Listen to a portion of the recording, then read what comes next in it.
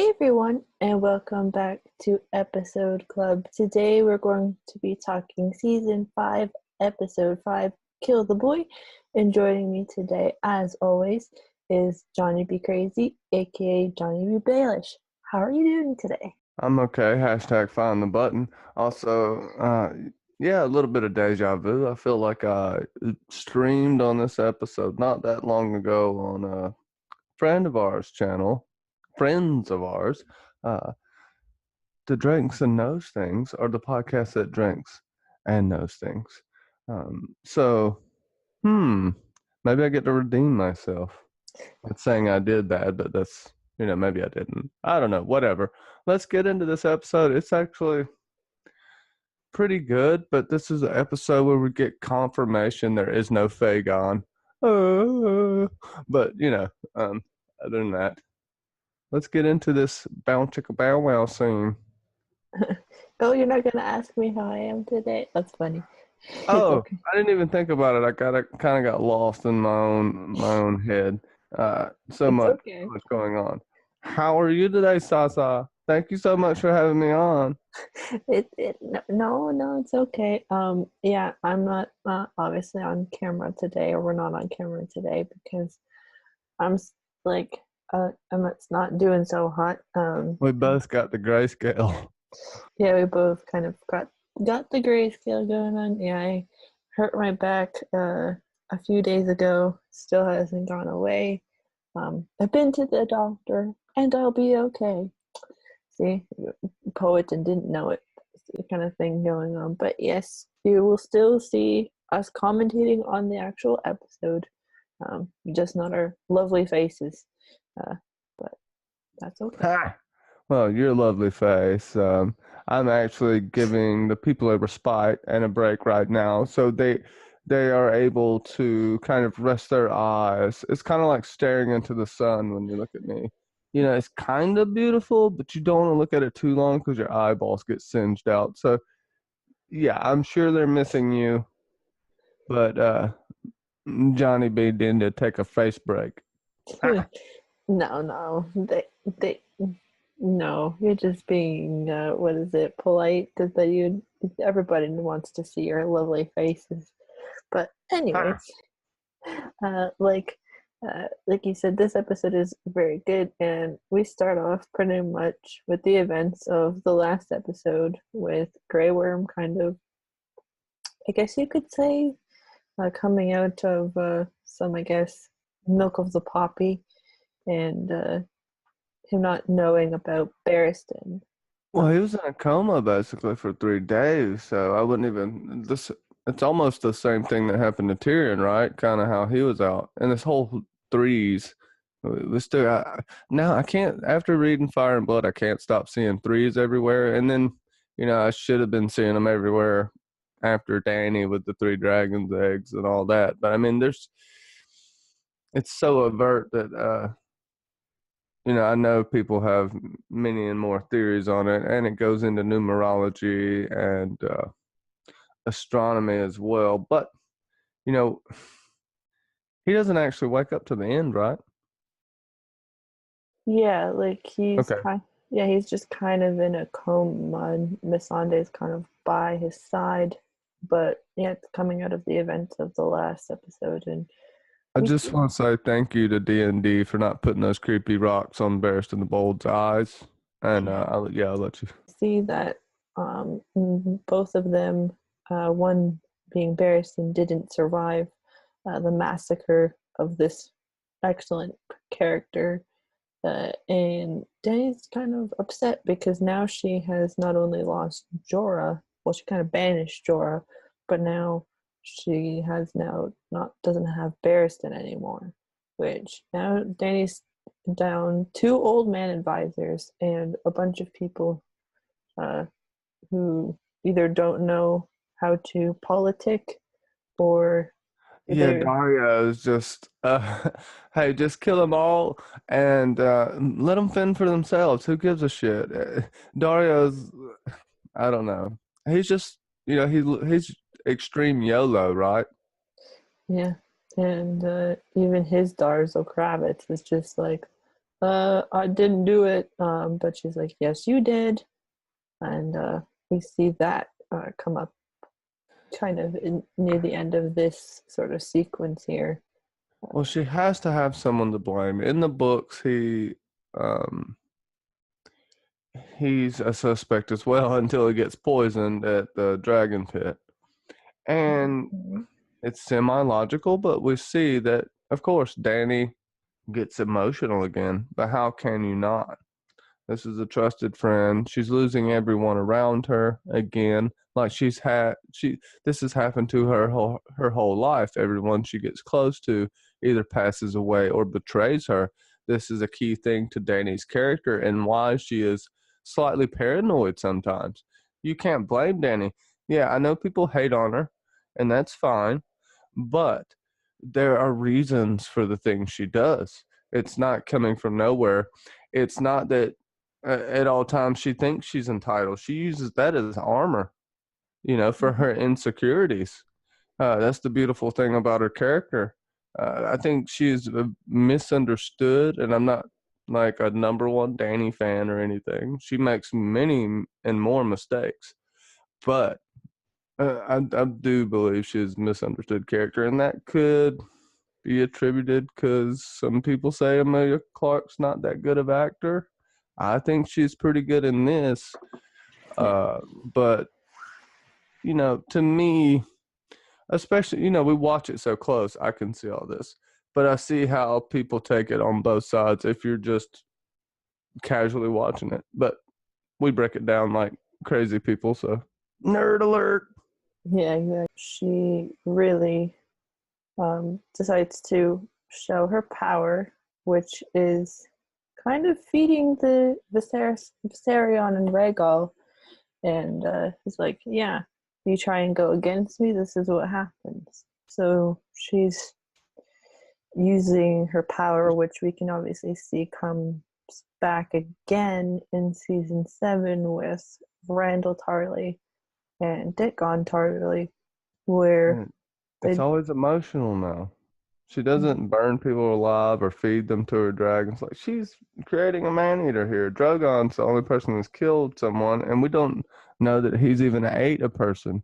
But now you have confirmed Viserion and Rhaegal are man eaters. Mhm. Not to say, oh, they'll just go crazy and eat nothing but people, but now people are fair game in their eyes, even if they are smart. Uh, she wants to, I guess, blood them so she can use them to conquer. But I don't know how good of a move this is. To your point, Yeah, because you're not, they're not really supposed to eat people, um, which I guess you could say she didn't have the opportunity to bring other forms of meat to them, but she did when she chained them up. She brings meat to them, so this looks like the preview, though, doesn't it? I've heard, was it Gemma? Who the hell was saying it? I think it might have been Gemma mhm. from Secrets of the Citadel who said possibly this could be someone else. Oh, it might have been Bravosi broadcast. Whoever, if you're listening in the chat, let me know who said this. But they could have Drogon waiting in the crypts as a trap for the White Walkers, like kind of a last type thing, having him waiting there until everybody gets by, and then he might even sacrifice himself in that way. Ooh, that would be crazy, wouldn't it? Yeah, like have Dany lose her baby, lose Drogon would be kind of crazy in that sort of sense because um, as I kind of read in yeah, like Makes you wonder too if the Night King would even be affected by dragon fire. We see every time he walks near fire, it quenches it. yeah, Even the dragon fire that was laid beyond the wall. But you could argue that the dragons are weaker beyond the wall as well. mhm. Sorry, no, tangents galore. Tangent. no, it's okay. But yeah, the dragons have been fed human flesh, and Dany kind of looks at them and like this like awe mentality of like, yes, my children are doing what they're supposed to do, um, or like they're doing what I want them to do, even though they're not not the most well used of her three.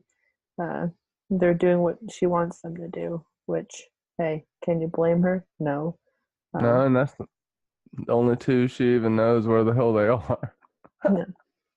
But I guess because she had a bad experience with chopping heads off, that she decides having dragons eat people is a better opportunity.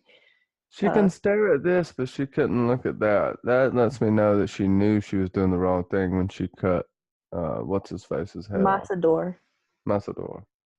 yeah, his head off. Yeah. Right here, she seemingly has no guilt about this because in her eyes it's justified because they murdered those children, they had slaves. So in her eyes, this killing is justified. Now, objectively, it's not. It's still killing, Mhm. but she does have reasons for it. But you can argue it both ways, which that's what this Yeah. is supposed to be about. This whole thing is kind of an anti-war. Also, in my opinion, the examination of human character and how even good people can do bad and bad people can do good. I believe George even said that. Mm-hmm. So Yeah.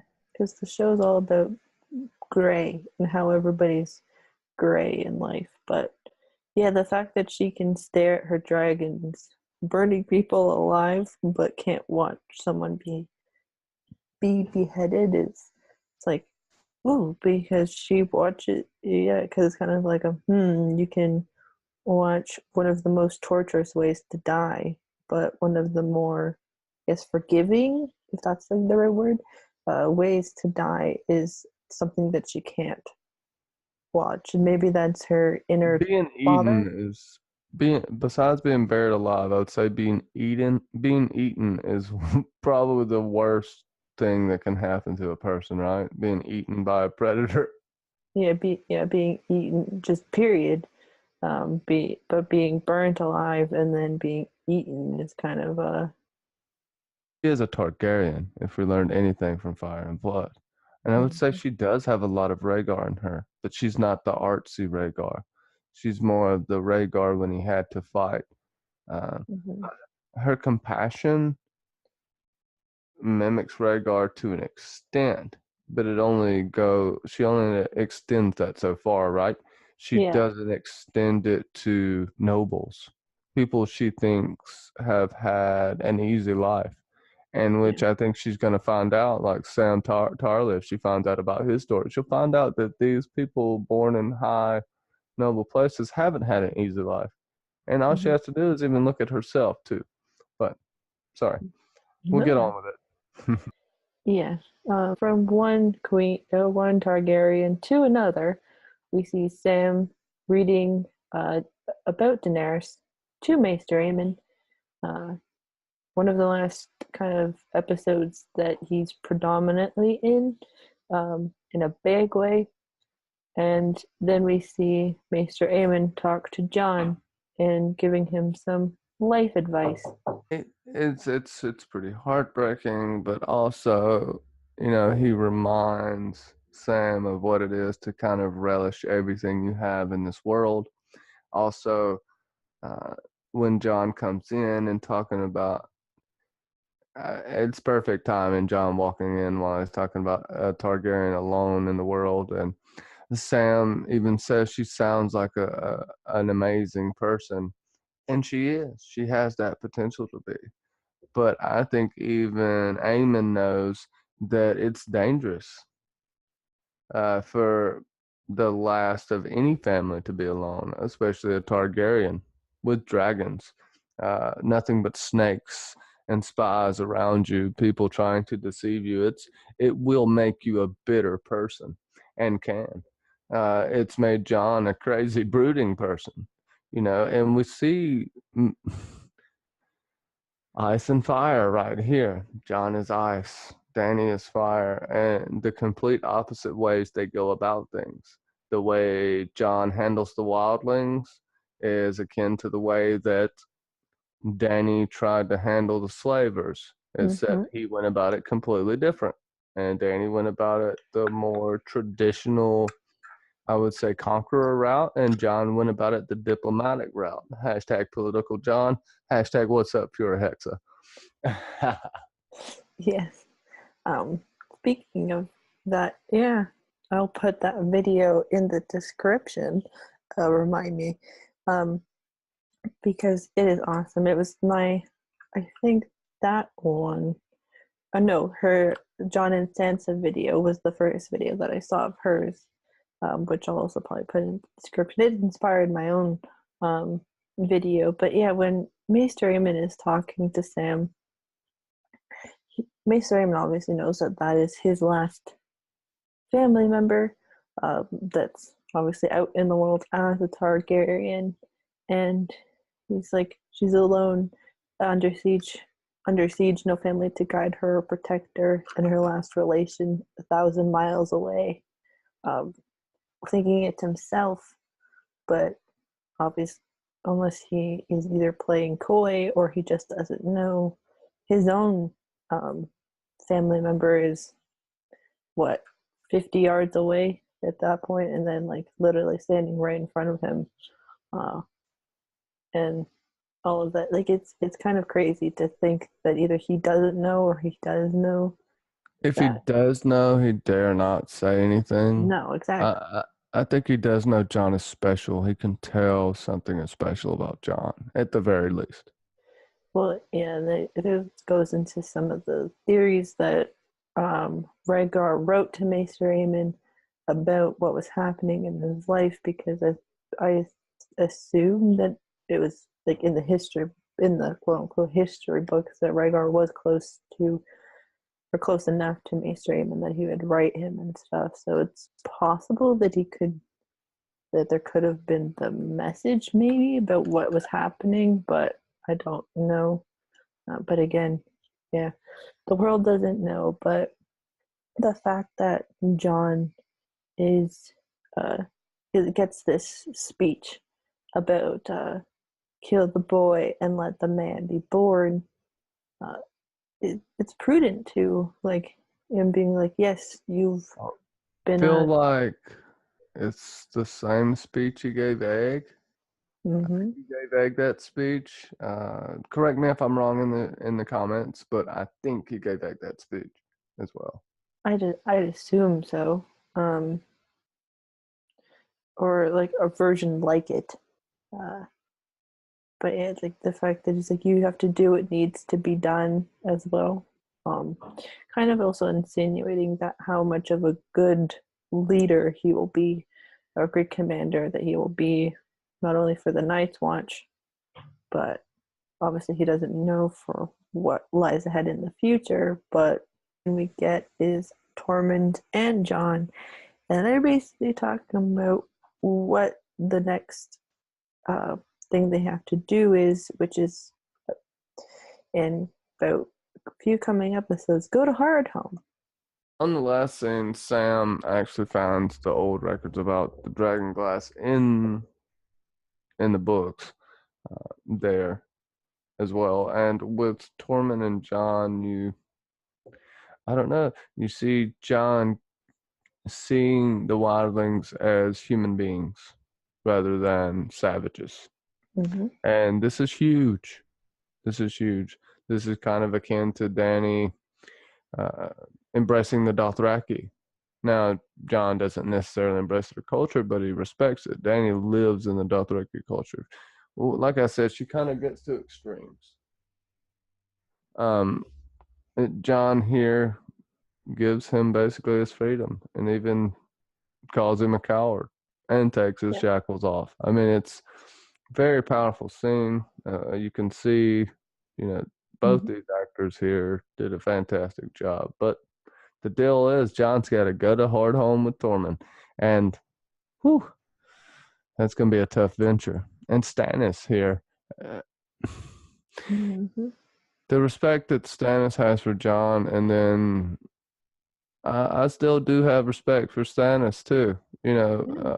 Besides of what he did to Shireen and just the religious fervor, Mm-hmm. he's really smart, and he understands how the world works. He didn't just demand John take back his lordship. He didn't demand No. all of these things he could have demanded. So I don't know. He knows the way it works. He respects the Starks. He respects honor. So that's one thing you can say about Stannis, even though it's not honorable to kill your daughter. No. Tormund, yeah, just leader of the free folk, or what free folk left. I mean, there's only 2,000 after they get back later. Supposedly, that's fighting men, though. Yeah, but fighting men and women, just not the children and the old, which we find out more about the fighting men in the people, like the numbers, more or less. Once Sansa arrived, so in 604, or something like that. And Tormund says, "Easy thing to say to a man in chains." And while he says that, Jon starts to take off of his shackles, which is like, hey, it just proves that, can we be friends again? Yeah, sure.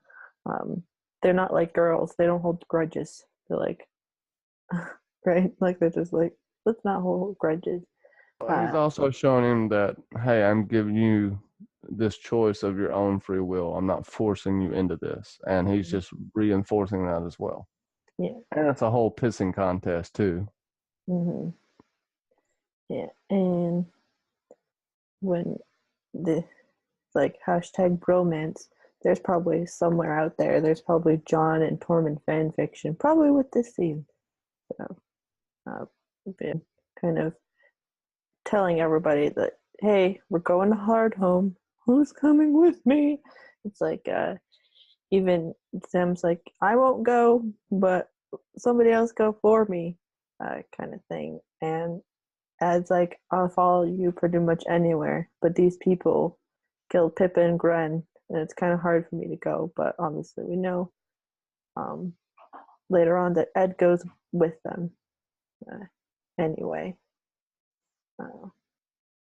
And eventually, the whole Beady Eyes becomes in charge for that time. But what? Anyone else? Yeah, Stannis Yeah. with, and then there's Stannis with the whole fewer, what is it, lesser, and then he's like fewer. So Stannis the grammar Nazi is back. Well, yeah, I guess as far as the scene goes, this is kind of where Jon screws up by putting Alistair Thorne in charge.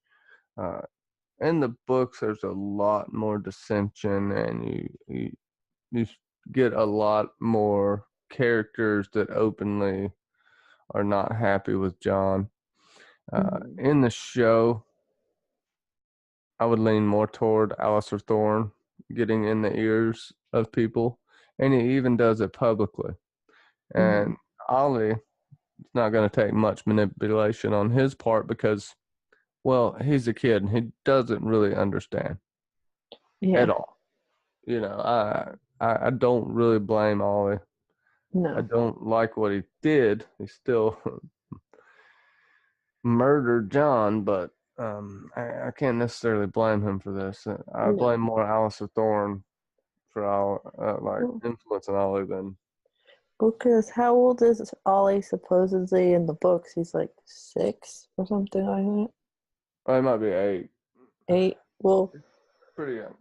either way, when you tell a small child that this person, he's a bad person, then they're more inclined and more likely to believe you, right? It's like if an older adult, especially probably Alistair Thorne, would have probably been what, like, Well, Graham? in this case, he's like, all he's got to do is say, well, John's friends with the people who ate your parents. Mm-hmm.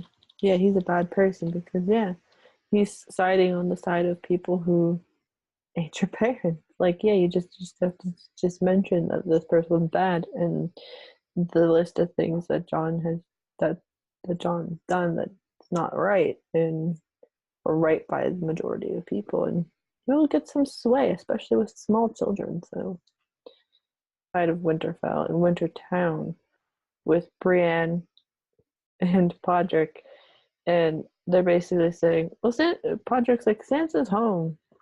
She doesn't need any more protection. But Bran's like, yes, she does. My kind of thought on this relatively quick scene is like, hey, Podrick actually, Podrick's like, come on, she's home, but the people that are with her are the people who've murdered her mother and brother. So it's like, not so much. But it's like, Brienne, you really could have went faster and not just spying on her from like 200 miles away and such. It's like it's a little bit dragged out, and especially because this is like this for another 5. Wait, no, like She's 6 not episodes. sneaking in there, and if she gets seen, she'll be killed.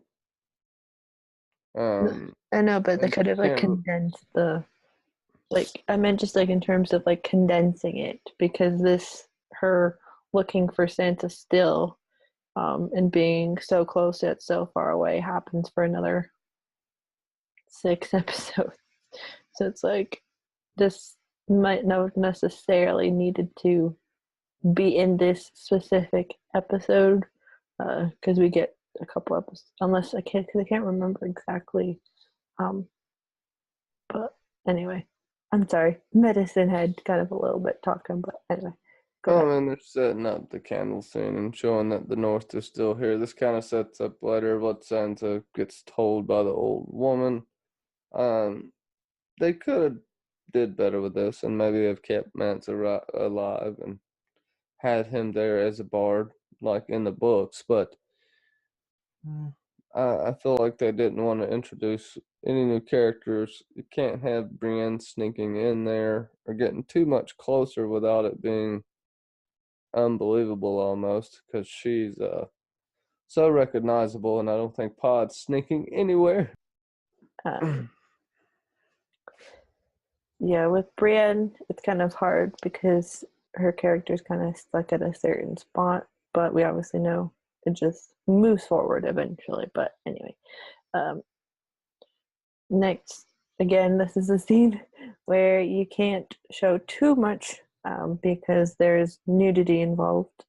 And basically, Miranda is jealous of Sansa, but Ramsay says, but you're still my girl. So, uh, Oh, uh, Miranda's not gonna get to marry Ramsay, and she can't leave him at this point. So he's just kind of her pet.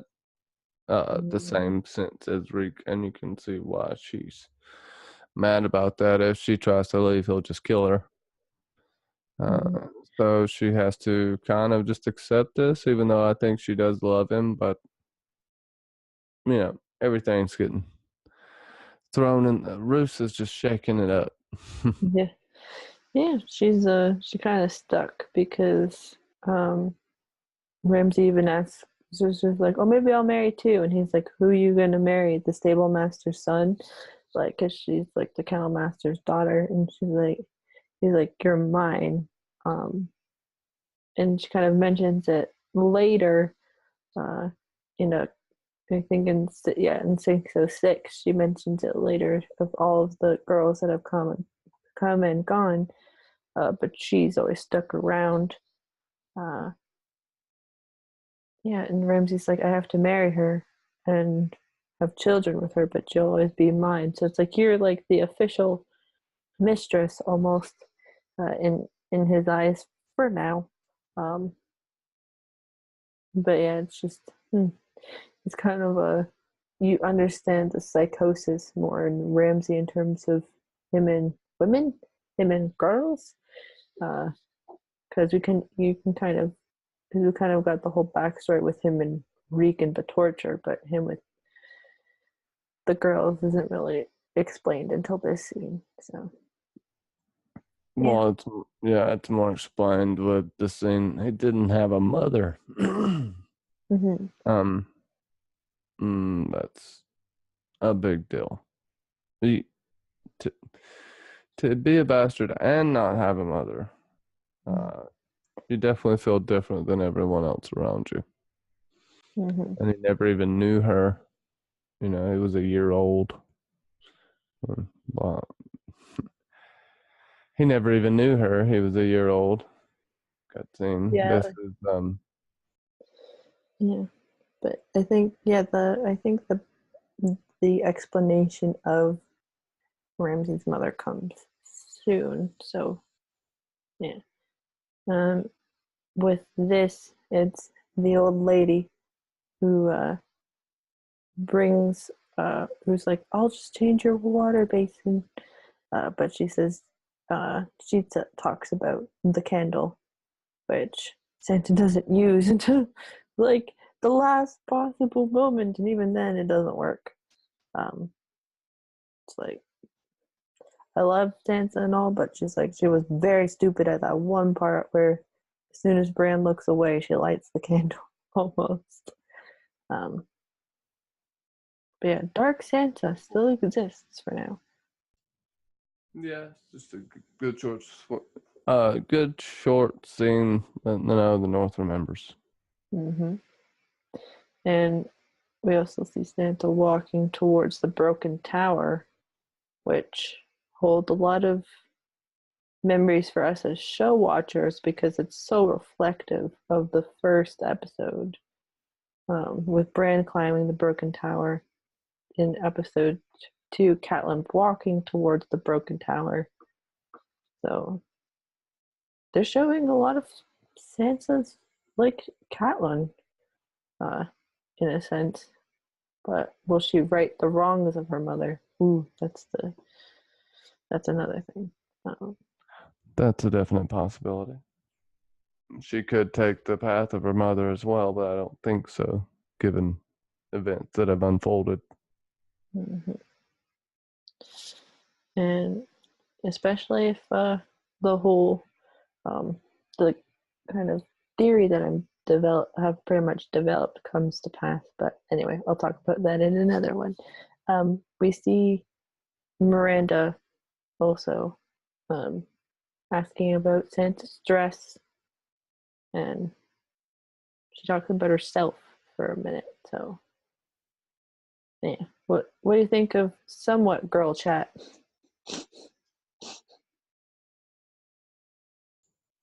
Nah, that's just Miranda showing her jealousy Mm-hmm. and trying to get a feel for Santa and how she can be manipulated.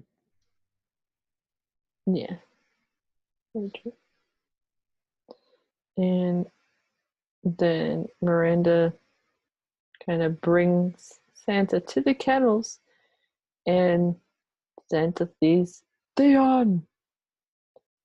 Um, so now these two have had their reunion, and yeah, it's kind of a crazy thing to, because I forgot um, that it was this episode that they have their reunion. I kind of thought it was in the next episode, and then all of that stuff happened in the next episode. But yeah, the reunion of Sansa and Theon.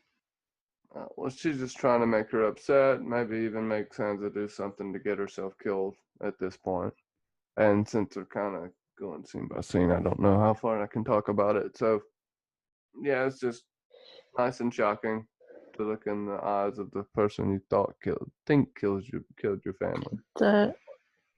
With this, it's and just he's like, I'm not Theon, I'm Reek, or whatever, and then she kind of runs back out of the kennels, because it wants to be like left alone because his mentality is still broken. And then Theon thinks he's gonna getting a lashing from Ramsay, um, because Santa saw him, but he doesn't. He gets his, you could say, metaphorical lashing when he has to watch a certain scene that happens in the next episode. Maybe that's what it was. Who knows? Oh, no, that's not his punishment. He would have had to do that regardless. Um, this is just Ramsey kind of manipulating. Uh, Theon thinks he's going to get tortured, but no, he gets some grace. So it almost makes him love Ramsey more, as sick and twisted as that is. That's about it. Yeah, especially if you're mentally broken, getting any sort of sympathy from your torturer, Stockholm. And we have everybody's favorite dinner party, where there's the new discussion of the wedding and the next baby, the baby that is promised almost. Yeah, my kind of thought on this is like Ramsay's being such a ham and playing up his gentle side with his father, his stepmother, and his wife to be. And when Theon comes and he makes Theon apologize for murdering Rickon and Bran, that gets his slight sadisticness out, but it's not too far. And then when Walda and Roose announce that they're having a baby, that kind of sends Ramsay into a complete chaos. And this is probably the beginning of sowing the seeds of what comes in season 6 with what happens in that episode. Well, going back to, he's trying to, I guess, somewhat be fake. It's more mind games with him because of what he makes Reek do. And then, once he gets any sort of disdain and a look from Sansa, he goes into especially after she says the people are weird, he goes into who better to give you away? And Roose is looking at him like, man, you're a crazy bastard. Well, we have some nice news since everyone's here. And she's pregnant, which Ramsay just doesn't understand how it's possible later, which I find funny because he's just an idiot, king douchebag. And I don't even think Roose would replace him with his trueborn heir. I think he would keep Ramsay Yeah. as his firstborn, like given the speech later. But I think he's testing him. Mm-hmm. Ramsay's failing that test, and well, I'd say he did, yeah, completely fails when he kills Daddy. Yeah, when he kills Daddy and then he kills stepmama and baby brother. But yeah, I do feel like, yeah, you're right that Roose would have kept Ramsay as heir apparent, and that just the Walda's baby would have been like the next after Ramsay, unless Ramsay did something completely like horrible or something. But obviously, we don't get to see that version because Ramsay has alternative plans. But I could kind of see here that maybe this is where he starts to figure out what he must do with dear old dad. But when obviously the pregnancy is revealed and he's talking about the whole idea of Ramsay kind of doing what he has to do, Russo doing what he has to do, it's kind of like a procedure, like the Roos calls sex, having sex procedure, just like, ooh, that's so clinical. But here is where they talk about Ramsay's conception and how Roos found the mother of his child, the mother of Ramsay, which, ugh, like, they didn't abide by the laws, so I killed him. And I took her underneath the swaying body of her husband, or her should have been husband, which is like, ooh, just proves the psychosis and the sadisticism, if that's the correct way to pronounce it, of the Boltons. Sadistic nature. There you go. Yeah, I mean, Roose is a cold human being, you know, uh, especially in the books as well. Here, you said Ramsay is just trying to, I don't know, yeah, he's basically having a fit. And Roos knows exactly what he's thinking before he even says it. You're worried about your position. And, he gives him the whole story. He's going to throw him in the river until he looked into his icy blue eyes and those wormy lips and said, "You're Yeah. my son." And that doesn't even get through to Ramsey still at this point, which it is, it's fitting for a son to be so much worse than his father, but the father, I don't know how to put it, but Roos sowed these seeds himself, literally. Mm-hmm. Yeah, it just proves that there's crazy doesn't fall far from the crazy tree, I guess. Uh, but you gotta give it up to those two actors, though, like being crazy and acting crazy, but still having a sort of sane persona as well. Like that's difficult. Um, and as we know too, Ewan Ryan, who plays Ramsey, he um, is to play, or he did play Adolf Hitler in a mini series. So just proves that actor can do a wide range of crazy people. Um, but the next uh, part we get is Gilly looking through the Maester library with Sam and uh, Sam reading, and Sam doing all his studies because obviously Sam wants to be a Maester, but not yet is he given the go ahead to be a Maester. I think it's in uh, episode 8. No, it's after they come back from Hardhome is when Sam is given the opportunity to be a Maester. So, Sam and Gilly with reading. Another good scene. It's basically Sam talking about what he wanted to be and not getting to be what he wanted to be when he grew up, so to speak, or at least thinking that. And Gilly determined to learn uh, basically how to read, how to write. She wants to learn this magic. And I think it's just a fun scene in general as far as that goes. Um, Stannis walks in here too, and this is kind Mm-hmm. of where he tells him about the dragon glass, and Stannis is like, "I know what it is. We have it on Dragonstone." It Mm-hmm. doesn't say that there's a lot there or anything, but in the book, Sam does find, like I said, and Stannis talks about how he was right when he told Robert he shouldn't have went west that soon. This kind of is some foreshadowing for later when we hear him, we got to go south now immediately for the winter hits, and I think he actually rushes it. So this is a little bit of foreshadowing. Also, he's like, "Oh, you're definitely not a fighter, are you?" Sam's like, "No." Um, but he talks about reading the books, and then he talks about, you killed a White Walker, and he's like, "How?" And he said, "With dragon glass." He said, "Dragon glass, obsidian. I know what dragon glass is. We have it." Basically, he really encourages Sam to get to reading more and find out what the hell to do to defeat the army of the dead.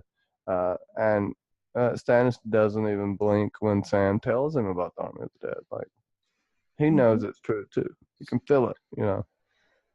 Yeah.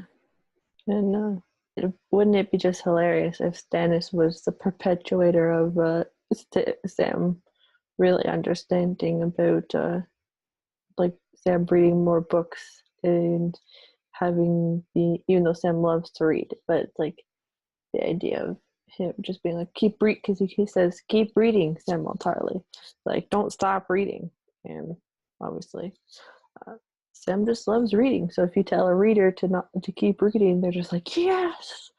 The next one is Stannis with the and Davos with the stag, uh, wooden stag.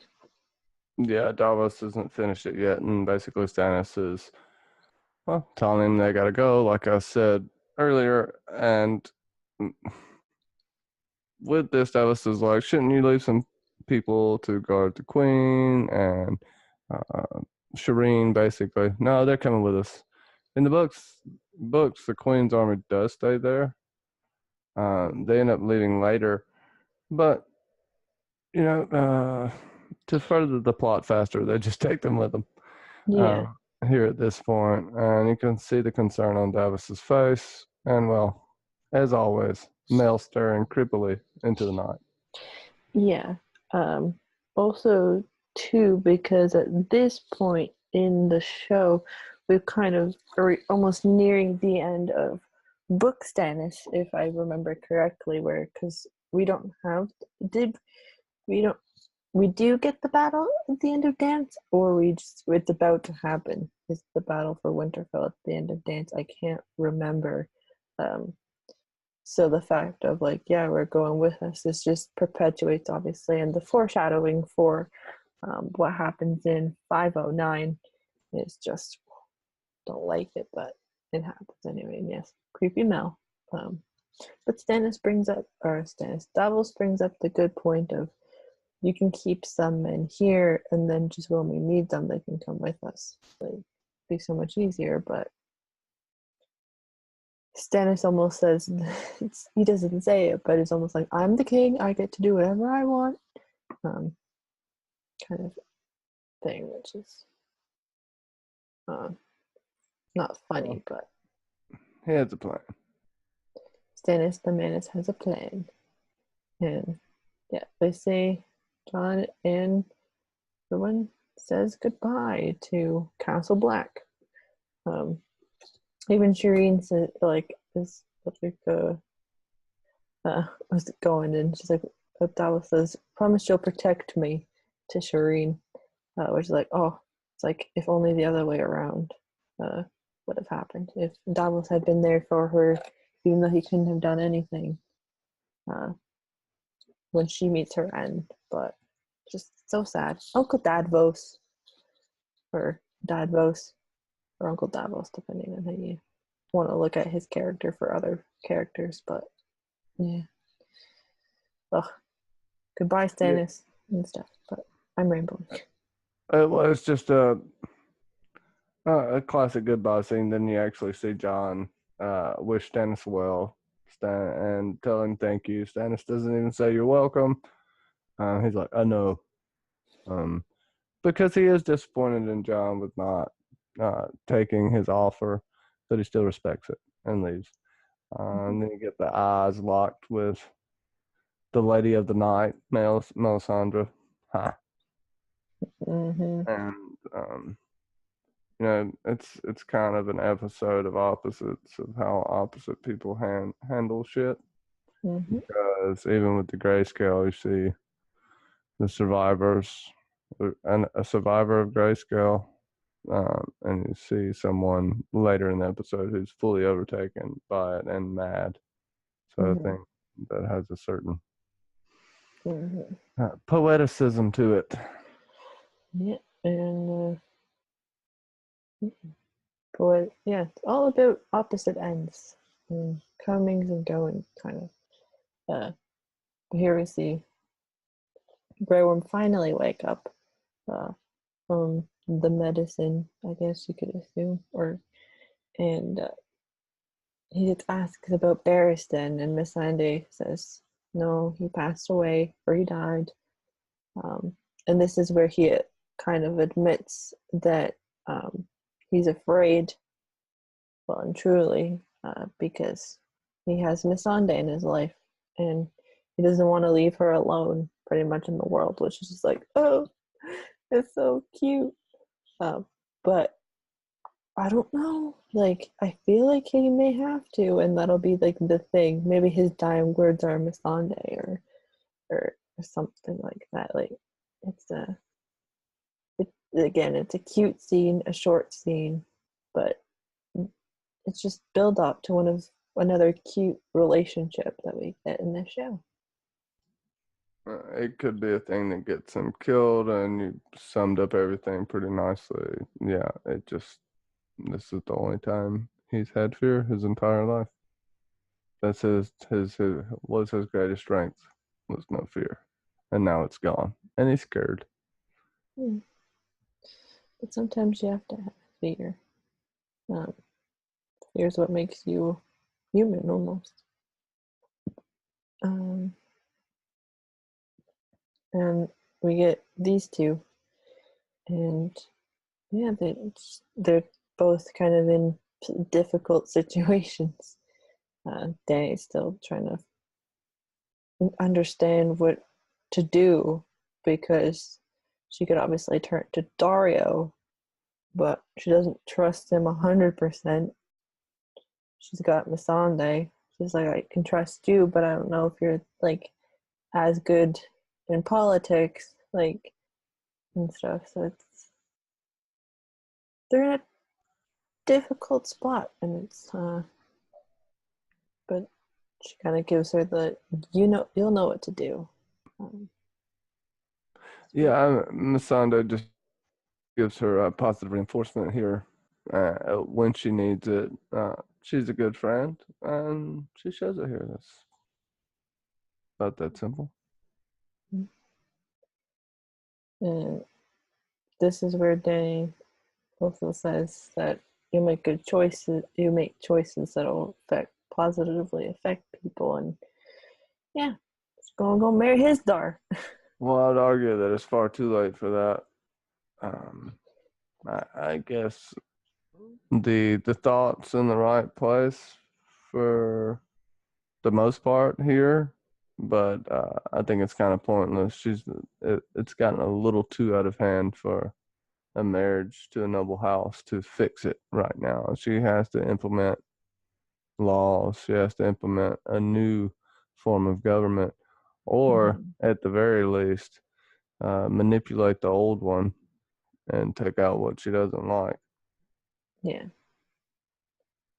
I think they probably just shoved this in because it happens in the books where she is supposed to be married to him. Obviously she doesn't get to marry him, but this was a book thing that they had to, I guess, squish in. But yeah. Well, no. I mean, it's not something they had to squish in. It's, they could have played it out differently at the fighting pit, but this is something that pretty much happens. It helps in the beginning too, as well, especially in the books because things start to calm down. Is it the Jade Queen? I think it's the Jade Queen she makes friends with. Don't mistake me. Don't quote me on that. And actually, in the comments, if you can tell me who it is. But it's a woman, very mysterious woman that, keeps everything going. And kind of through his door, they're able to do this. That's kind of why she is so suspicious of him as well until he ends up actually dying from eating the locust. Strong Belwas didn't die. He lost like 200 pounds. Yeah.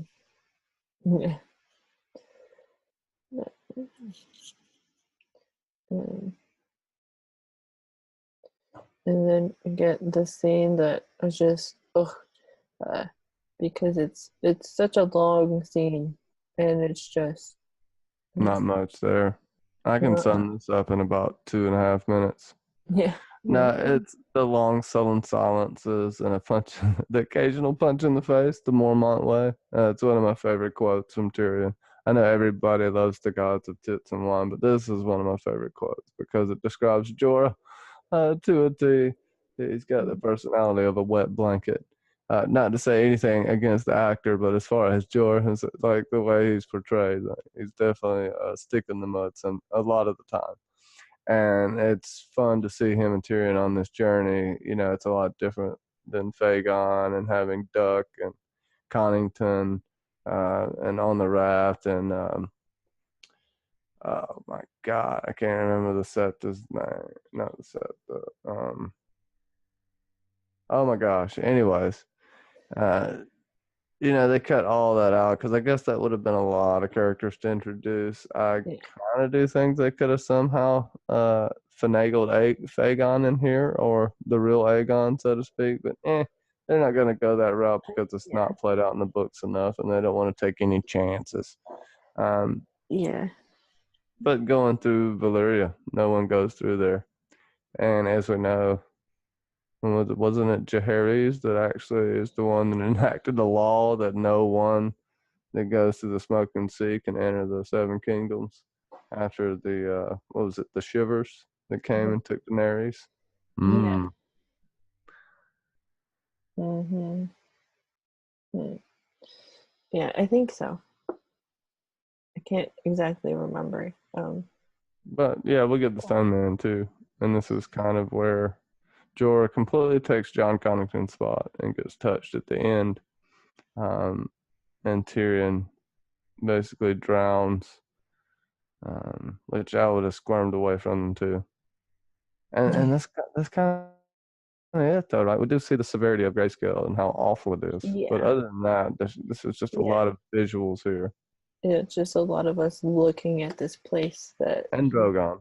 yeah, yeah. Tyrion sees Drogon for the first time, but yeah, um, the long summer silence is the Mormont way. It's a good one. That's like one of the most underused quotes that we get from Tyrion. His most famous one is "I drink and I know things," or "I'm the god of tits and wine." But it's like saying stuff like this, small stuff that he does. It's just this is when Tyrion still had really great writing. Not that he doesn't have great writing in later seasons, in the last two seasons that we have currently, but the Doesn't writing, have as many lines, really. yeah, It's just more, he's almost brooding like Jon Snow. He even said it in season 7. I'm trying to brood, I just can't do it as well as you.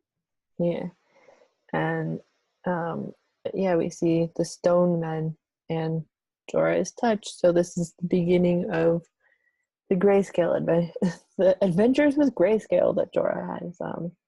But uh, eventually, the grayscale comes to an end when Sam saves him from grayscale. But yeah, now they're gonna just have to go to Sam when you have a grayscale.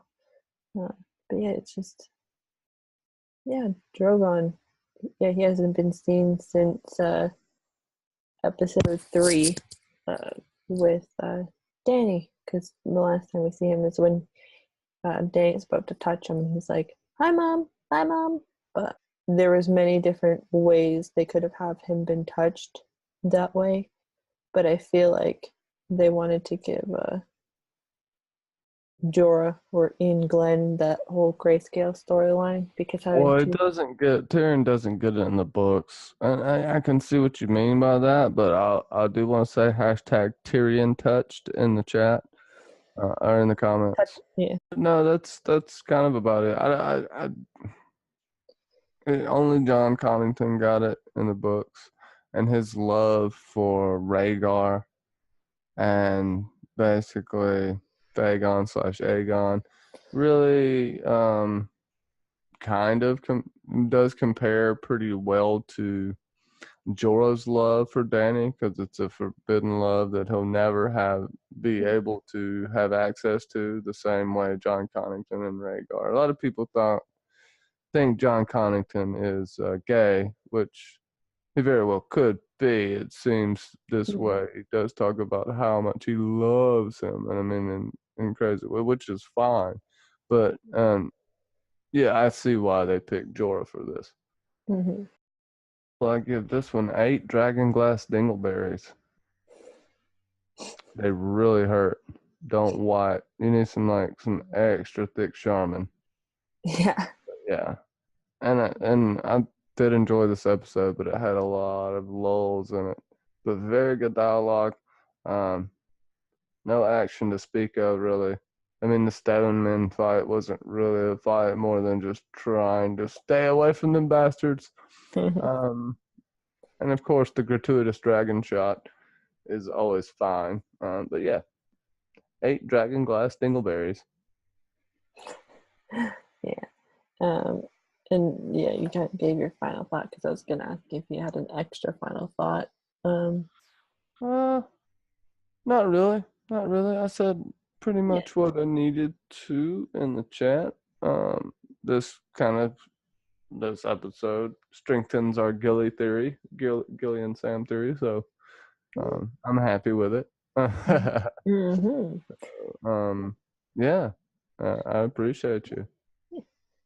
it's a. Oh, sorry.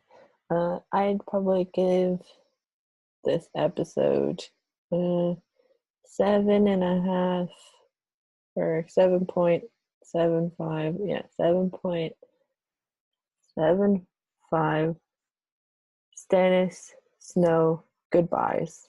Stannis and Snow goodbyes. Because it's just a nod and a nod.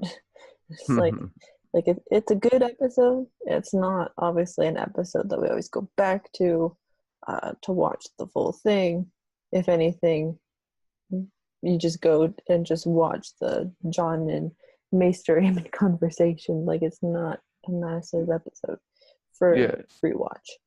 It's a nice play on words. And I guess everyone can find me at Johnny Be Crazy, Johnny Be Crazy JBC on Twitter, Instagram, Johnny Be Crazy, and Johnny Bragg on Facebook. Niners of Thrones starting April 15th. After the opener, we'll be having Jon Snow character breakdown coming up soon with Fear Hexa, I believe. Also, Fire and Blood will be just popping up randomly to talk madness about that. And be on the lookout for me on the Secrets of the Citadel talking a bunch of stuff about the Maester conspiracy. So that should be fun. Yeah, also you will be on Gemma's channel before the right after the first episode, right? Yeah, that too. And Cylon Johns, 9 p.m. on Fridays. Don't know when this is dropping. So, also the podcast for that is dropping all the time. We'll have the Nooners of Locations and Lore every week, and the Quickie of Ice and Fire comes out on Sundays. So stay tuned for that. I probably forgot some things, but man, it's gonna be really busy. Gonna be a lot of stuff for y'all to enjoy on mine, Mackenzie's, and all of our friends' channels. So definitely stay tuned. Thank you, everyone, for listening to us talk this episode, and we'll see you all in the next one. Bye, everyone. Hey, everyone, and welcome back to Episode Club. Today we're going to be talking Season 5, Episode 6, Unbowed, Unbent, Unbroken. And joining me today, as always, is Johnny Be Crazy, aka Johnny Be Baelish, and the leader of the hashtag Too Sexy hashtag. So, how are you doing today? Well, of course, I'm hashtag Too Sexy, hashtag Too Baelish. How are you doing, Sasa? I'm doing pretty good. I think we get to talk about the best Game of Thrones episode in history today. So it's going to be very exciting. Of course, I'm being very, very sarcastic at the moment. So go ahead. Yeah, this episode is not everybody's favorite episode, whether it's because of the sand snakes in this episode or what happens to Sansa at the end of this episode. It's not everybody's favorite, but yeah, let's get talking about it. So the first scene that we have in this episode is Arya and her washing the bodies and all the stuff in the House of Black and White. So, how do you feel about this and kind of the non-verbal representations, really, of the House of Black and White? I don't know. I'll let you know what I think of the scene. No, I'm just kidding. She's getting acquainted with the dead. Also, this makes her less fearful of the dead. If we look to season 8 as well, she's probably not running from a white or a White Walker. It has to be a faceless man. Again, in my opinion, I'll probably make another video on it. Screw it. But we see here she's learning the ways.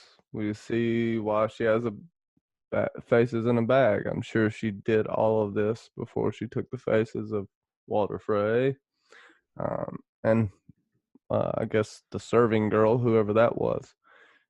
This is just, she's finally kind of accepting her job, and that's, getting used to it and not complaining. So now a door opens for her, metaphorically and physically.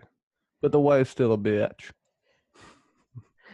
Yeah, the waves like everybody's least favorite, I guess, character that's associated with the House of Black and White. She's like not even my favorite character, but I feel like Look, for no one, she sure as hell is very catty and has a lot of emotions. And that's why people, especially book readers, do not like her. Like, nothing against the actor at all. The waif is not supposed to hold grudges. The waif is not the Terminator. This is not what happens. But whatever. I still love the show. I love Arya. Arya is still my favorite character, but shit, man. Way more complicated than that. But whatever. They tried to make it seem complicated, right? When it was just very simple what they did. You know what I mean? All this mystery, all this no talking whatsoever. All there's much more layers involved in this whole mythology and this uh character arc for Arya.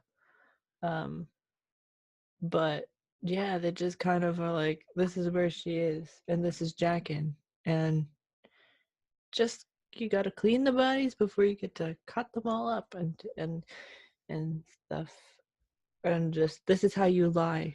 Like it's not even like a whole thing of like explaining the mythology and how they can keep them faces on and how the faces work and all of this stuff, because when we see in season 7 with the masks, it looks like they're just a rubber mask that you just shove on your face and you're fine. It's like, it's not explaining how when you put somebody else's face on, that you kind of become this person and you feel all this, what the character, what the person feels like. They don't really explain that. They're like, just assume that you already know that, or you assume that you've looked into the lore behind the House of Black and White. And I know that's well, you don't even assume that. You just kind of, well, yeah, I mean, I don't know.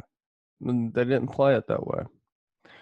It's got to appeal to casual viewers as well as book readers, but they could have did some sort of nod. It's not that hard. She could have just had a simple vision, like we say the quick brand vision, and then come out of it crying or something, just to show what it really means to wear a face. Because I think that's very significant to your point.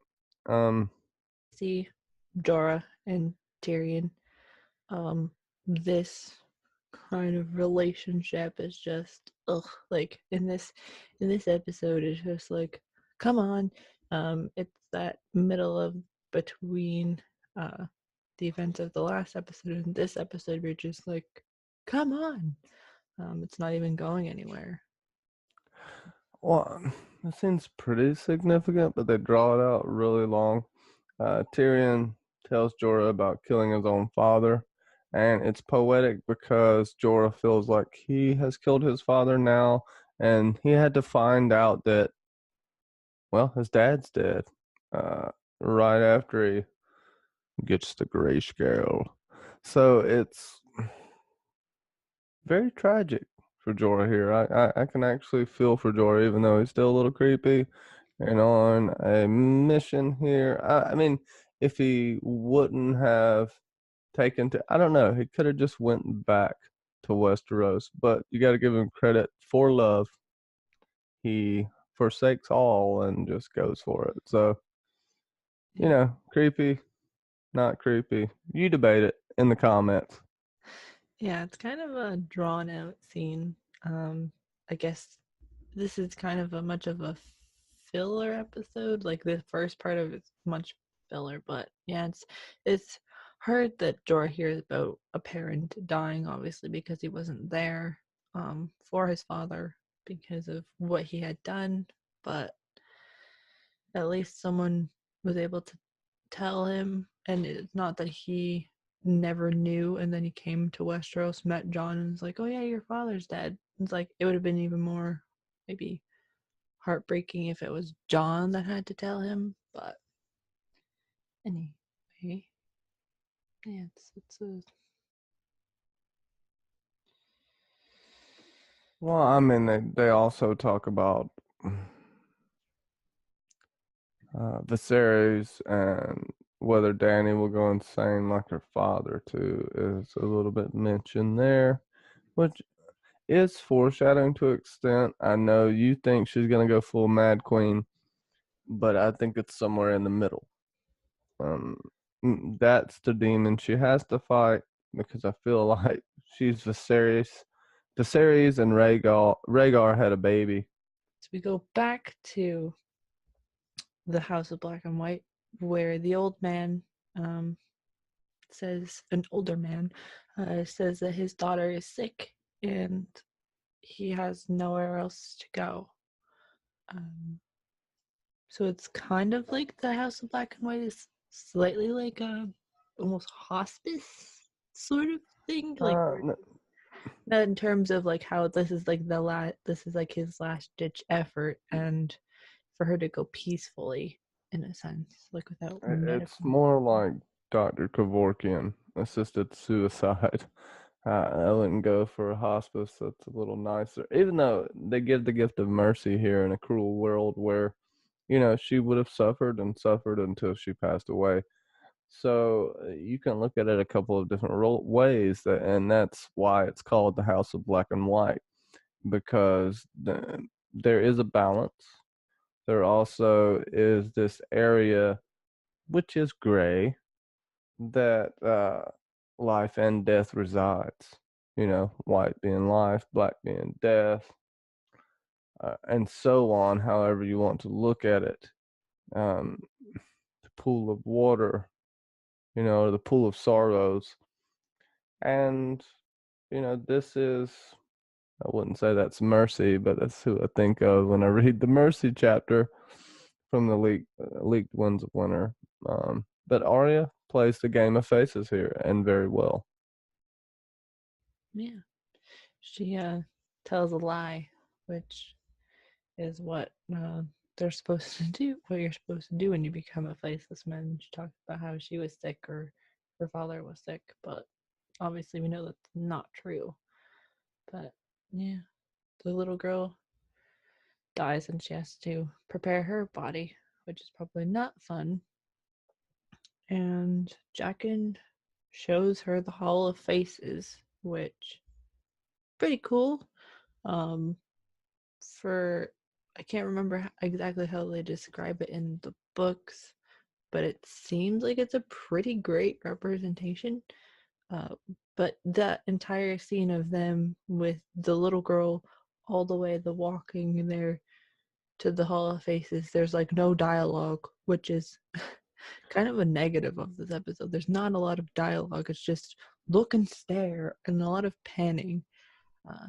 Well, we could have had Jaqen giving her the story as like a voiceover of the Hall of Faces and how it came to be, and we get it a little bit, but not as much as you want of the lore. And they really use this for the visuals, and yeah, it's really close to in the books.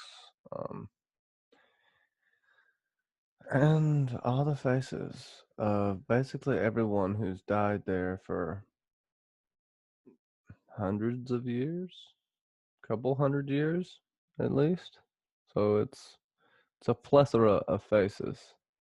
And to your point about the face later, he does say she's ready to become someone else, not ready to be no one yet. And that may play into her later. She is someone else. She's playing at Arya Stark of Winterfell. Mm-hmm. Something she could maybe never be. And, everybody would dispute me on that, but whatever. No, and Tag Team Arya. Still think she'll live. Just not like everyone else thinks.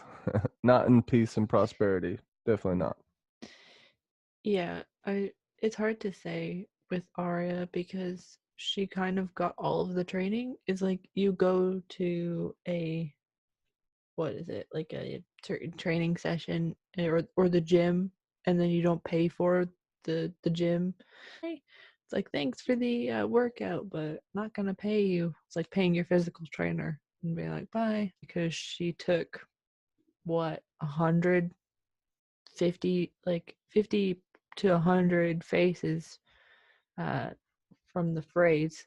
So that's like she stole those from the many-faced god in a sense. So she has to pay them back, I guess you could say. Or at least Walter Frey. She has to pay for Walter Frey's She face. may not have to pay for Walter Frey's, but the other ones, yes. Even though they sloppily put her in the role of Lady Stoneheart in the show, but in a sense, yeah, she's gonna have to pay for that because, come on, they're not like, I see your future, I know exactly who you're gonna kill. You killed the exact right people, so thank you. Like, that's not how it works. Think about that. That there's no way. Like, that's not how it works. Sure, he let her go. He could have killed her. It's for a reason. I think maybe because of a certain person on her list, or this could be part of her training. She could ultimately learn she has to let go of herself in the end. We don't know how they work. They're very mysterious. But it's not just, oh, you hold me at needle point and I'm going to let you go. One of the baddest mofos ever seen. But yeah, I'm scared. Go ahead. It's for us, it's just that I feel like that actor's gonna show up again. There's no way that her Faceless Men training storyline has wrapped up like that. There's like, it doesn't make any sense. If it is, it's one of the biggest TV blunders of all time. Yeah. Besides Dorn. Yeah, and the whole Danny and leaving Dario in charge of Marine, like, until they pick their own leaders. It's like, you were in charge of that city for 2 seasons, and yet you don't care about it anymore just because you're back in West. You don't have a notion of who a leader could be in that city? Yeah, in the books, there's plenty of people she could choose from. She's surrounded by leaders that she's trying to get influence through. Some are treacherous, some are actually her friends. But the show is so dumbed down that it's understandable to see where you're coming from there. And speaking of Daenerys, this is the part where Tyrion talks about her and her leadership. My kind of take on this is like, yeah, Tyrion's kind of asking the right questions. It's like, oh, so a woman who has never spent a single day of her adult life in Westeros becomes the ruler of Westeros? That's justice? And Jorah's like, she's the rightful heir. And why? Because her father, who burnt living men for amusement, was the king? Like, it's hard to say, but Tyrion's asking valid questions to Dany's #1 fan about her leadership qualities. So, and Jorah kind of knows how to answer them, but not at the same time. Like, he's like very like, kind of answering them in a slightly biased opinion. But it's hard to say exactly. Like, he kind of brings her up, but then also kind of Tyrion kind of knocks it down in a sense. Like you said. Yeah. Tyrion's never seen her. He has a right to be skeptical and hasn't met her yet, of course. He seems swayed in the beginning, but once he gets to know her, seemingly gets worried in season 7. Everybody's so like, the look. It's probably just because he's worried about Jon, honestly. And he knows Jon and Sam are friends. And that Danny burned Sam's brother and father. Sam may not love his father, but he has affection for his brother and his mother's pain. How can he not feel for that? You know, his mother's going to be devastated. So Tyrion may have a bit of foreshadowing here, and this may be the reason why he betrays her, because everyone thinks he will, but might not be for Cersei.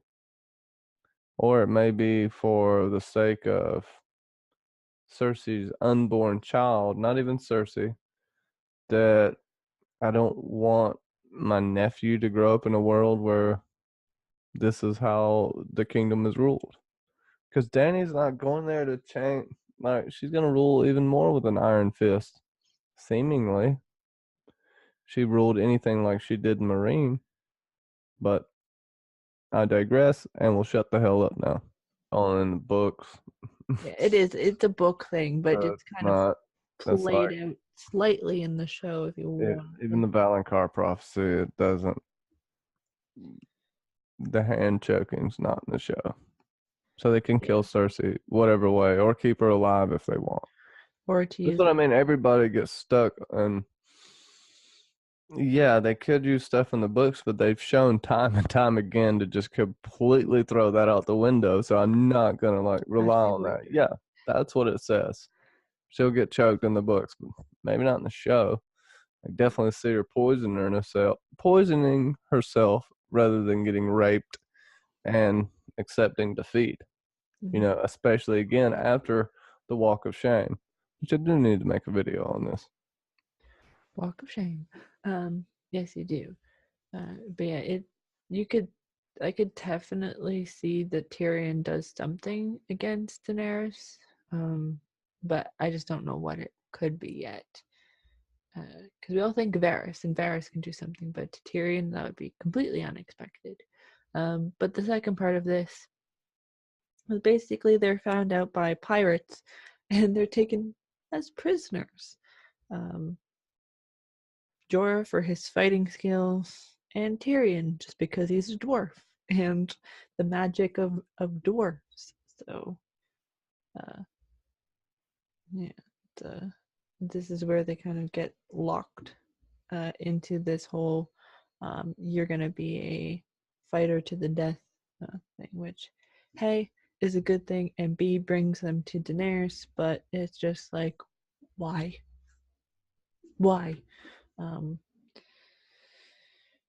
But yeah,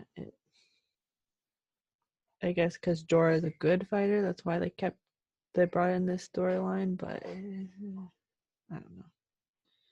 And look, it's another scene where we have some people of color in it, which is like unlike Game of Thrones, like where they have majority of a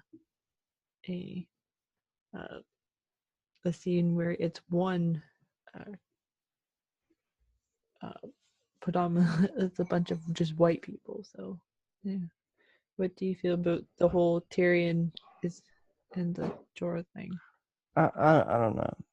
You know, they do not represent people of color very well on this show. The few you see either die easily or want to cut off Tyrion's cock. I mean, they don't even. They're just going for a funny shock value here, I guess.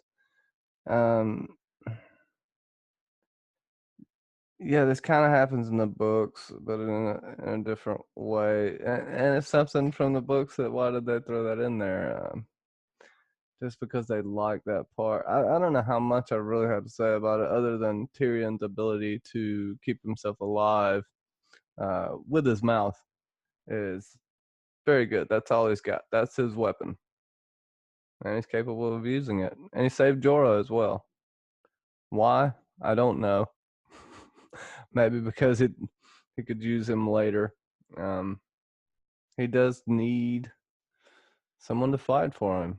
You know, he's a realist in that sense, right? Yeah. And because Tyrion he can, but it's better if he has someone who else can fight for him. But Baelish has now arrived back in King's Landing, and he's caught up on what has happened. So, Baelish, what's your take on your scene here? Oh, well, I mean, I don't like these faith militant assholes. They screwed up my whole house. And brothels. Bastards. I don't know, it's pretty funny. Littlefinger's getting his comeuppance for being a sinner, basically, but not really. He skirts around it, as always. With that silvery tongue of mine. Do you love me, Sansa? No, I don't care. I'm coming for you. And yeah, later when we see how pissed off, I mean, it's funny because his brothel's so destroyed, and he loved that thing. Yeah. Almost probably more than anything besides Sansa and Catherine Tully. Yeah. The love I bore for your mother is nothing compared to you. Sorry, I just went into Littlefinger voice because there's not much to talk about other than the threats made from Lancel. Lancel fucking Lannister here. Yeah, the veiled threats. It's just, it's just hard to talk about because it's just like there's not much substance. But yeah, Baelish kind of figures out that his establishment has now been wrecked, and and then he talks to Cersei, and he makes a deal that because he knows Bruce is going and fighting, Bruce and Ramsay kind of are fighting with Stannis, or going to fight with Stannis, and that Sansa is going to be married off to Ramsay, and whoever wins, pretty much he'll be able to take over, and he'll give Cersei Winterfell. Obviously that hasn't happened yet, but I don't know if it's going to happen. And also give Sansa her head too. Well, this is an attempt to save Sansa on Littlefinger's part. He wants to go there and take it back. Oh, Sansa escaped. I'm sure that something like that was in his mind. So I give Littlefinger credit on this, that he actually, I mean, he does care for Sansa, even to a point of selfishness. Don't get me wrong, but he is trying to get her back here, and he's using Cersei's hatred for her to get every tool he needs. Mm-hmm. Give me command to take the army of the Vale. You know, it's just, he's smart as shit. And I agree with a lot of people that don't think he's dead. Not that I agree that he's not dead, but he did go out kind of messed up. And if he didn't see any of that coming, it makes no sense. Yeah. But if they do bring him back, it's going to be so cheap. Like that death scene would mean nothing. Yeah, that whole. So I don't think they're bringing him back. But yeah, like that whole speech that Sansa gives about you did this and this and this and this and this, and you taught me this and this and this. Now you can die now.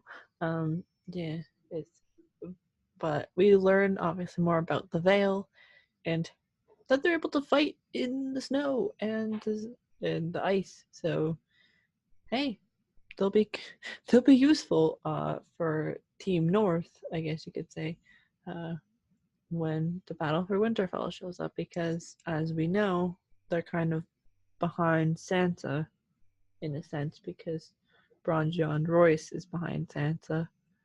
So still, I guess, but yeah, we'll have some good fighters besides the Dothraki and the Unsullied involved. They're already there. Yeah, and they're already there. There's no more to come. All the Knights of the Vale are in Winterfell, unless they left and went back in the middle of the war to go tend to Robin to find him some teats to suck on. Cersei's just not happy that Sansa's alive, and she just wants her head. I don't think it's gonna happen, but kidnapping theory, where Sansa may get kidnapped, is kind of possible. Because she kind of could treat Sansa kind of like Marjorie was, and kind of like Alaria's hand. What are you talking about? Kidnapping in season 8? Yeah. So there's maybe after she gets to King's Landing, once they get done with the Exodus from the Battle of Winterfell, ain't nothing she's not getting kidnapped before the Battle of Winterfell, I don't think. Go expand with that. Why? So there's this I don't mean what happened in history. Tell me why. No, so there's like the idea of the kidnapping theory of Sansa is like some few people either it's during the battle for Winterfell or something happens. I can't remember exactly to the T, but it's that either that she gets kidnapped and that there's two kind of versions of this. First is it takes Jon and Daenerys until the second episode to show up to Winterfell. There's reports that Winterfell is attacked along with Last Hearth and Carhold, and that Sansa may be one of the people that has died. But it's Alice Karstark that's the one that's dead. So it's always that conflicting thing because people before season 6 had come out, or But we into know season Sansa 7, will be there when Jon and Dany gets there, though. yeah. No, So that's why that part doesn't, like, that part I've ruled out.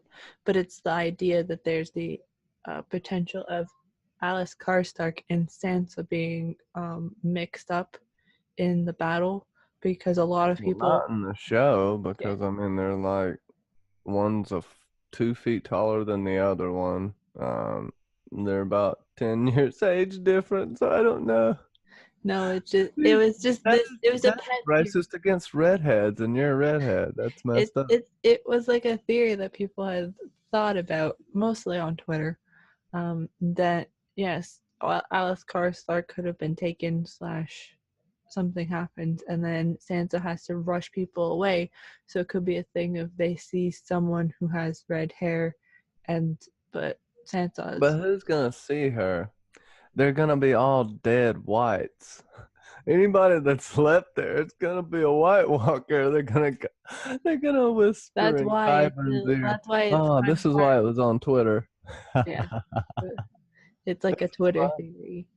But that's because then people connect that to the reason why there's those pictures from like last year of Jon talking to Cersei on the battlement. You can't just be there after they got the shit kicked out of them at Winterfell and be like, please, Queen, help me. I mean, that's the simplest answer for that.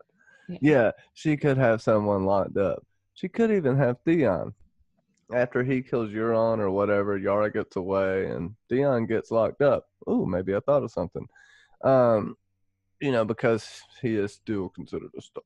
I mean, I would see Jon trying to get him back, but she would have to have more than that for Jon to be scared.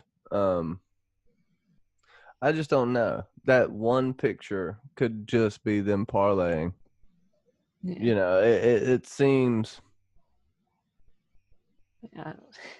there's you could read into it however you want. I can't say you're wrong, but I don't think that this was Alice Karstark is gonna get mixed up with Sansa. No, this was just way before actual like potential plot, like legit plot lines came out. But yeah, and before we knew, we were only getting 6 episodes. But anyway, as I ramble. Peter Baelish, I live to serve the realm. And we get Marcella and Prince Doran, right? Yeah, Prince. I love you, smoochy, smoochy. We're gonna get married. I love you. Punch in the face. Daddy's here. Daddy uncle. That's about uncle. It, man. Your uncle has arrived. This scene has the most exhilarating dialogue I've ever seen in any TV show. And, it's just boring. And then we get Ariel Hota, who's another good fighter in the books, but gets shit for his actual character in the show. Did you know how to use your hammer or your spear? And it's like, yes, I remember. And then it's like, when you actually use it, when you need to use it, it doesn't work. Well, I mean, it works. He just never used it. He got killed by a toothpick. It's just a piss off. And then Bronn and Jaime just make their way into the water gardens, which again is just boring. But he's singing The Dornishman's Wife, and Jaime's like, shut up. It's like the one time someone asks Jerome Flynn to stop singing. And Yeah, they go, Unbowed, Unbent, Unbroken, for Operin. It's like, stop. Well, I don't know. Oberon would have never liked that. He was for love. Also, like, I guess perfect timing by Jamie to jump in right before they killed them all so they could have this weird whip fight and Brian can get the bad pussy or something. I don't know. Like, it's okay, but it's just a very generic cinematic moment to me. And not trying to shit on the whole show, but I just do not like this episode. Yeah, it's And you know, like, oh, they're so badass, but Jamie survives pretty easily. Ron gets cut, but then Euron just beats the living hell out of both of them you know, yeah, at once. So, I mean, on that token, that means that Euron could beat Bron and Jamie at the same time. yeah. Like, do you see what I mean? Like, as far as the fighting goes, it's so inconsistent that it pisses me off. Yeah, it's like little girls, not to defend myself and not be gender biased or whatever, but little girls can beat you two up. Like, come on. It can happen if they were good like their father and kept them at a distance, but you get your hands on them, they're screwed. I mean, we've seen this with Euron, but then Bron's supposed to be quick as a cat. Well, not really. And then Jamie, it's kind of more understandable because he has one hand, but still, it's like, come on. literally, this is a 3 foot tall person right there. Yeah, maybe 4 feet. And then Bron has to be deliberately missing because he has the girl's spear. What's she gonna do? Kick him, and then he's not gonna move. It's physics, honestly. Yeah. But there are things she can do. She can cut him under the armpit. She can cut him behind the knee. She can cut his Achilles. She can do a lot of things that they're just not doing here. It's just odd the way she's holding the knife. Anyways, And then the actual real guards break this fight up. don't you know who I am? Yeah, everybody knows who you are. I don't know what people in their titles. I am a Barasan. It's like, yes, but who are you? You're not that important. All you are is daughter to Oberyn, who is now dead. That you're one of his 9 daughters or whatever. So it's like you're not that important. So take a seat and sit down. But Ariahota speaks some truth. It's like, you would have been better. I would have wanted to see this fight if you were whole. Like, exactly. Like, come on. But anyway. Yeah, I mean, they would have fought 1-on-1. If he was whole, Ariel Hotar would have been like, yeah, come on, bro. And then he would have got his head chopped off immediately. So, no, just show version.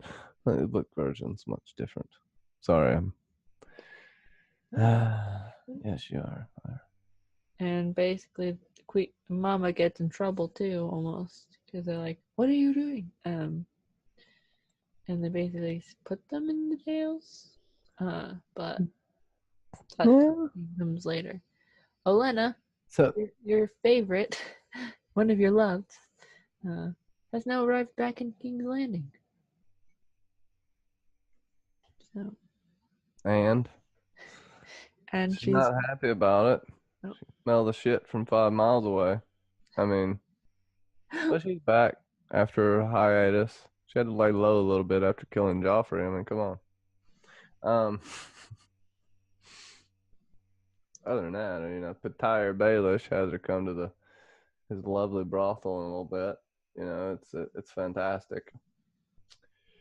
Yeah, and she also talks to Marjorie, and she says that our name is being dragged through dirt because Cersei doesn't like us, but we gotta stand against them. We gotta do what we must do. But she says, "I'll take care of Cersei," which she kind of does in their one-on-one scene. I think she does it well.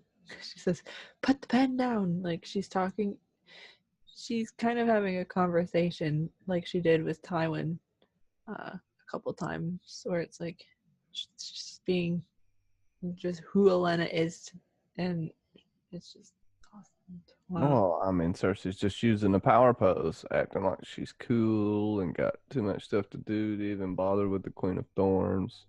I'm too good for you. Elena's seen it all. Stop trying to copy your father. And she makes a good point here. She knew what Tywin was, respected Tywin. Cersei, she's very unpredictable, and that's not good for anyone, especially Littlefinger and Olenna. And in general, anybody that wants to keep their stature, wants to keep their position, people just want stability. Yeah.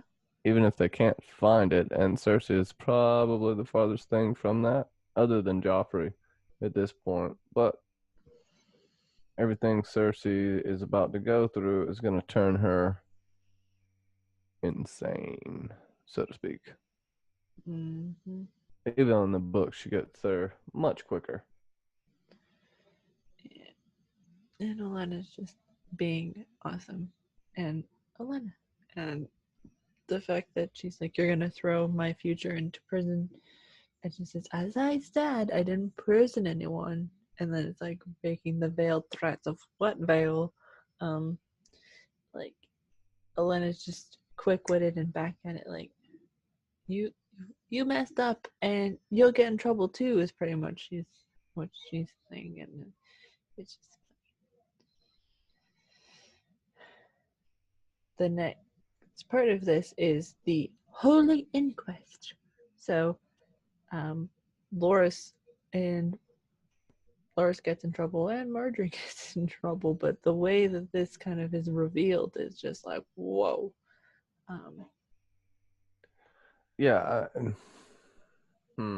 Oliver always revealing the truth, right? Oh, he has a birthmark the shape of dawn and it's in the thigh. Yeah, yes. How come he doesn't get put in jail? Since he's a fornicator as well. He still should have to pay some sort of penance, shouldn't he? Have a bald head and star carved in his forehead, or at the bare minimum, or the walk of shame, but nothing here. It's kind of a frack up. But we see Cersei's just loving every single minute of this. She doesn't end up loving it later, but some good revenge, I guess, for her to dwell in. If she knew they killed Joffrey, she would have been enjoying it even more. Sorry, I can't talk today, but she probably would just be trying to murder him straight up if she knew that. Yeah. Poor Tommen, just helpless. His wife's the queen. I mean, it's a helpless thing to have to see your brother taken, and then that's all the evidence they need, right? I mean, so anyone that saw him naked, any of his servants, anyone could just say, "Hey, I did him because he has a dorn-shaped birthmark." Anyone that knew him as a kid, like, that's some flimsy evidence, even though we know he did it. And like, oh, Marjorie knew of what they did, so take her away too, damn you. It's just, I don't know. Yeah. I don't like it. The religious zealotry, that comes with the faith militant and the High Sparrow. Goes back to the poor fellows and the, what would you call it? What's the other ones called? Oh my goodness. It's the something sons. Anyways. Not the second son. No. No. I said something sons. No. Never mind. Someone will probably inform us in the comments or. No, never mind. But yeah, if they're charging Marjorie with this, why not charge Olenna too? In a sense, with knowing about it and lying about it. In a sense, but yeah, it's just like, oh, really. And Marjorie also being taken away. Kind of represents another character who she has played in the past, Anne Boleyn in The Tudors, who also got taken away and charged with things. So, and not obviously put in the like Tower of London like Anne Boleyn, but pretty dang close. So, yeah, it's just Marjorie or Natalie Dormer picks sometimes characters who get in trouble quite a bit, but yeah, poor Tommen. He's just his wife gets now thrown in jail, and he can't do anything about it. Uh, poor boy. You know, you don't have to keep talking. You can just wait to get to the next scene and cut it out, right? Nice. Doing like loads of dialogue, like one word in a minute.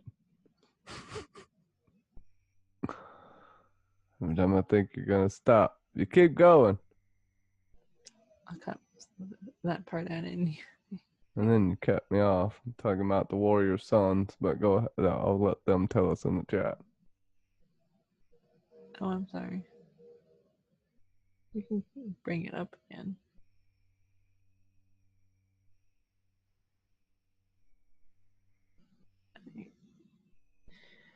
And now we get the scene before the scene, which is Sansa having to prepare for her wedding night. And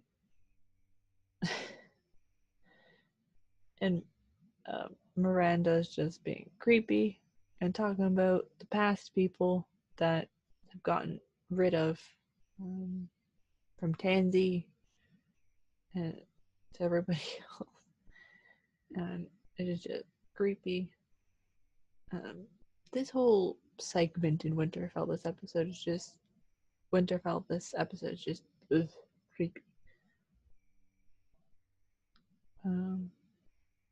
What do you think? What did you think of the scene? I mean, I'll put it into terms in general. They gave her Gene Westerling's plotline. Nobody likes it. We end up them getting married under the heart tree. Bran brings it up creepily in season 7. And the wedding is white. This may represent a rebirth, a tearing down and rebirth of Sansa here. But I don't know how much more you even want to read into it or talk about it.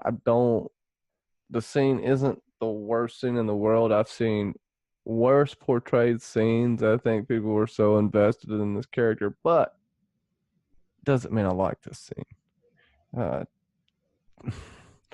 The fake Arya plotline, shout out to fake Arya, in the books is far better than this, forced upon us.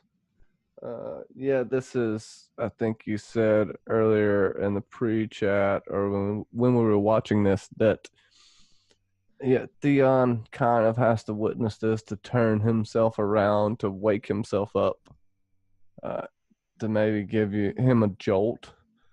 But that happens with fake Arya. He just needed, I don't know. Other than that, I don't know what else to really say about the scene other than, this caps off of just the best episode ever. I think it's also worse with Jane Westerling. Yes, Theon has to do unspeakable things. Just look it up in the book. I don't want to talk.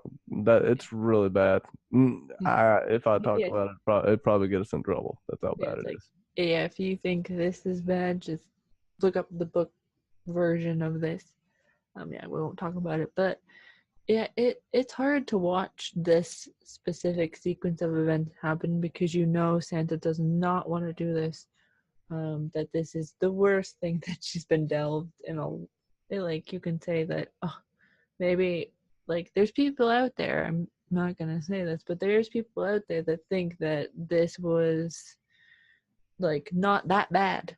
But come on, people, like if you have been first you get promised to Joffrey, a crazy sadistic person, and then you get that doesn't happen and you get married to Tyrion. Yes, he's a good person and all, but you're 15, he's 30 something, still weird.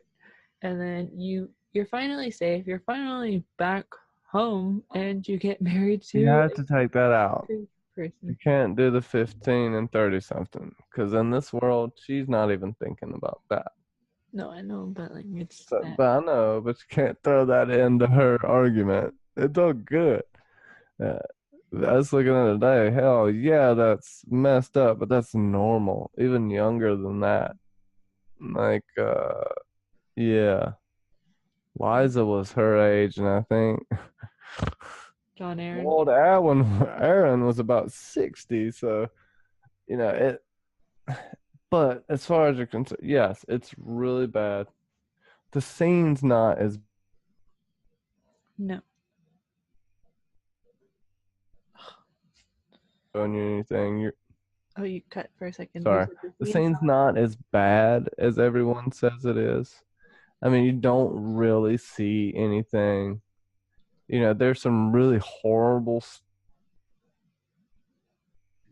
you see in other spots, but with this character that you have had to go through, to your point, with all of this tragedy that has befell her, why? Why does she need more of this? And I see where you come. You don't even have to bring the age into it. Is what I mean. It's just like fucked up. I don't know what to say about it. Like yeah. I guess to have her in Winterfell and to make it semi-work like the books did to get Theon out of there, they had to do this. But I think with a little imagination, they could have made a better storyline. I agree with you. I don't think it's a bad like it's the emotional investment in the character that makes it so rough. Yeah.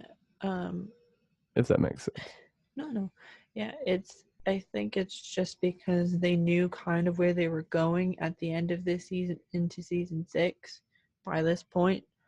So they didn't obviously bring in Jane Poole, and Sansa's storyline in the books is just her pretty much in the veil at this point. So they obviously needed either a more, you could say, age appropriate situation with this, and more of a motivation for Jon to take back Winterfell, because Stannis was like, I'll give you Winterfell. It's like, nah, I'm okay with that. But after dying and coming back and like, yeah, your sister or cousin is married to this person who is a complete sadistic crazy person, and she wants to take it back. You want to take it back. It's more meaningful, I guess, in that sense. I don't know how they're going to do it in the books, because Jon thinks that Arya is in Winterfell. She may possibly be your more virgin queen route. She may go through everything. But it could happen in the books because it is such a common occurrence, unfortunately. But I don't think so. I think she'd more go with the whole virgin queen. I think that's what George is going with. Kind of to your point, I think you've talked about that before. Yeah, I more or less see Sansa's character as Elizabeth Tudor, Elizabeth I, queen, to reign for, I think, so close to 50-something years. It's much better thing to end this episode on, but too, by the way. So go ahead and just fill our ears with joy. Yeah, and so pretty much this is like the light version of the theory that I've been coming up with, and pretty much so King Henry VIII, tyrant, pretty much you can kind of consider him as Tywin Lannister, and he had quite a few children. Henry VIII had 6 wives, and a few of them gave him children. His first wife, Catherine of Aragon, gave him Mary Tudor, also known as Bloody Mary, very much like Cersei. Sansa is very much connected, in my opinion, to Elizabeth I, Elizabeth Tudor, who was the daughter of Anne Boleyn and Henry VIII. And among other things, Anne Boleyn, who being her mother, lost her head because of adultery and treason. Ned Stark lost his head from not adultery, but from treason. So, and she... But he also allegedly committed adultery. So that even strengthens your case there, the whole Ashara Dane plot. And Elizabeth was never able to talk about her mother in court in fears of bringing this whole thing back to light. Mary rose to the throne, but because of complications, Elizabeth became queen, and she reigned, and her heir was Mary, Queen of Scots' child. So I really see because a lot of people see Elizabeth Tudor being the grandmother of another Elizabeth in the War of the Roses, which definitely see that. But to also have the second Elizabeth being Sansa's character is pretty cool. We'll go more into depth on this theory later, but yeah. Did you think about this episode, if anything else, and final thoughts and wrap? I don't know. This episode's a lot of dead space and a lot of disappointment. I'd give it 5 sand snakes suck. That's about it. I mean, and you can find me in the descriptions below. I be Johnny be crazy, and that's about it. You can find me everywhere. Just go check out my channel. Go check out the Cylon Johns. Okay. Many things. Thank you, Sasa, for having me on. No problem. Yes, many things abound over at Johnny's channel, or things he's a part of. So his social media is where you'll probably find most of it, or on his YouTube. You can find me here, and you can find me on Johnny's channel and the Cylon Johns every week, it seems. Would you rank it? And I would rank this episode 5. Sansa Stark deserves better. Coming from #Sasa. She deserved better in this. And yeah, not much else to say. And #justice for Sansa. You could say she got it, but still need a little more justice for Sansa. Yeah, more justice. There's always more Maybe justice. maybe Sansa and Arya will kill Cersei together. That'd be nice. Dun, dun. The Valonqar comes alive with those two. Anyway, thank you, Johnny, so much for joining me today. As always, it's been a pleasure, and I can't wait for the next one, which is The Gift. Bye, everyone. Oh, what a gift it is. Yes, bye, everyone.